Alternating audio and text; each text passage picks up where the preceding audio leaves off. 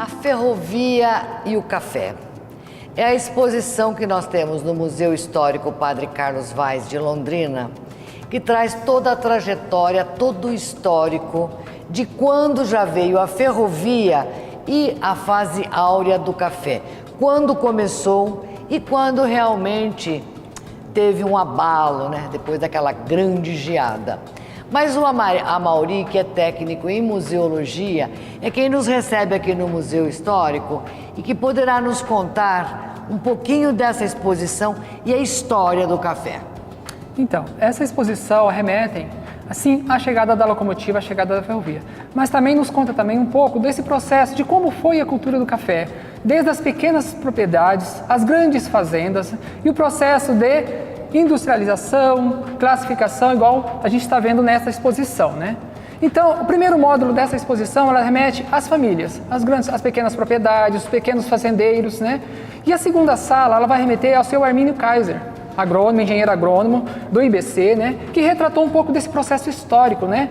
Da chegada das famílias das grandes fazendas, das pequenas propriedades, do êxodo rural também, que ele tratava muito, da erosão, né? E do abandono da família após a geada de 75, né? Que as famílias ficaram à margem da sociedade, né? E nessa terceira sala, a gente vai se remeter mais às grandes fazendas, às grandes propriedades, Fazenda Bulli, Fazenda Maragogipe, e daí chega as grandes máquinas, as pequenas máquinas de classificação e beneficiamento de café, os sindicatos dos ensacadores de café, que era muito forte, até hoje é forte ainda, porque as pessoas que se aposentaram pelos ensacadores ainda vivem bem, têm um salário digno, né? E no centro da sala a gente vai retratar um pouco desse processo, né? Da classificação, né? Onde a gente... Que tal? Vocês montaram aqui um terreiro. Nesse centro da sala foi montado um terreiro de café, simbolizando um terreiro de café, onde metade da sala, metade do terreiro é o café beneficiado, que existia isso nas grandes fazendas, porque eles despolpavam o café, né? E secavam in natura, despolpado. E tinha o café em coco, né? Que era secado em coco também.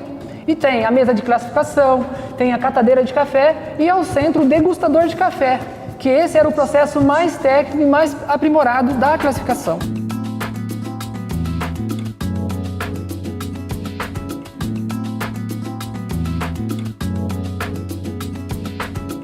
E agora nessa terceira sala... Nessa terceira sala a gente vai falar do IBC, Instituto Brasileiro do Café, que é o que trabalhava, que fazia as políticas do café. E dentro dessa coleção do IBC, que tem fotos do seu Armínio também, não é que não tem, mas tem, que a maioria da coleção IBC era do seu Armínio também, porque ele trabalhava para o IBC.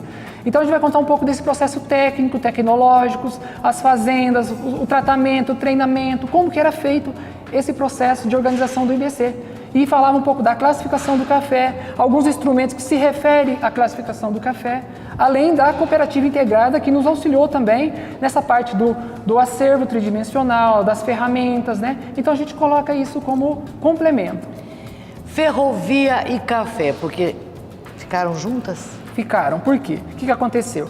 Com o aumento da safra, com o crescimento da cidade, o desenvolvimento, houve-se a necessidade de ampliar a malha ferroviária. Apesar de já existir a ferrovia desde 1935, com o crescimento e a explosão, a cidade se desenvolveu na década de 40 e 50. Então, houve-se a necessidade de construir essa estação ferroviária, foi construída em função... Que é onde está o museu hoje. Onde está o museu hoje. Em função desse crescimento da expansão do café, não só do café, mas da industrialização da cidade com o café.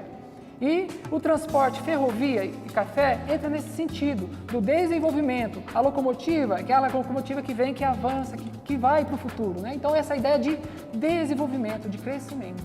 A ideia dessa exposição é isso. E o café, apesar de que ele teve uma fase áurea, depois teve aquela geada de 75, que deu uma quebra total, mas hoje ainda temos muito café.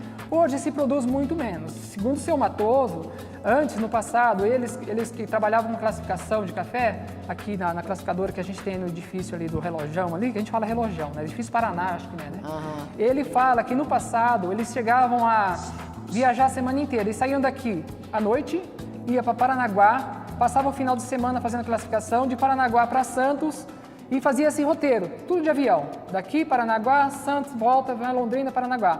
Hoje já não faz mais. Hoje, de repente, eles fazem 2 ou 3 amostras de café por semana ou por dia. hoje é bem menos. A produção hoje é bem menos, não é tão diversificada igual era no passado. A produção é mais baixa, mas café com qualidade, né?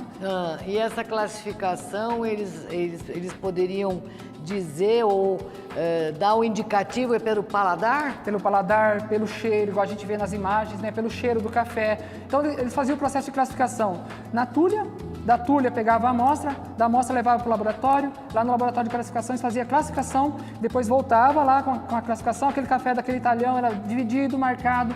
Então quando ia para a venda já ia dizendo, ó, café primeira, segunda, terceira. Então era feito todo esse processo até na roça primeiro. Muita torra, menos torra? Muita torra, menos torra, mais ácido, menos ácido. Então todo esse processo era feito pelo degustador e classificador. E eles ainda continuam em Londrina? O processo é o mesmo ainda. O mesmo processo, continua em Londrina, no edifício do Relojão, que é o edifício Paraná, né? Acho que é metropolitano. Metropolitana. É.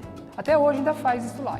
Bom, todo esse maquinário era nos primórdios. Nos primórdios. Mas apesar de que hoje ainda se utiliza a mesa de degustação de café. Eu fiz um trabalho lá quando a gente fez a exposição histórica aqui, a gente foi fazer aquele fluxograma da companhia Cacique Solúvel, né? E lá na Cacique, e aqui também no edifício América, eles ainda fazem o mesmo processo. A canequinha, a mesinha, o café torradinho, é tudo ali o mesmo processo. Apesar de ter a tecnologia que existe hoje de classificação, não substitui a do homem, que é aquela do sentir, do paladar, ainda é a mesma. E você conhece? Conheço, um pouquinho. Um pouquinho. Porque meu pai foi filho de agricultor, formador de café, então por isso que a gente conhece um pouco dessa cultura.